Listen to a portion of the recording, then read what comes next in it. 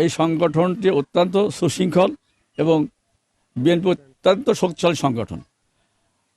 দীর্ঘদিন ধরে এখানে আমরা বিগত সরকারের যেসব বড় বড় নেতৃবৃন্দ ছিল, বিশেষ করে আমি তাদের নাম বলতে চাই না, যারা মন্ত্রী ছিলেন, এমপি ছিলেন, তাদের বিরুদ্ধে আমরা অধ্যাপক শহীদ ইসলামের নেতৃত্বে ঐক্যবদ্ধভাবে অদ্যাবধি মিরপুর ভেড়ামারার বিএনপিকে সুন্দরভাবে আমরা পরিচালনা করে আসছি।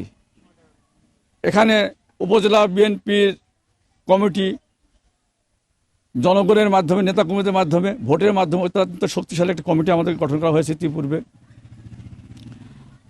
আমাদের সকল ইউনিয়ন বিএনপির কমিটি এইভাবে তৈরি হয়েছে সুন্দরভাবে, জনগণের ভোটের, নেতাকর্মীদের মতামতের ভিত্তিতে।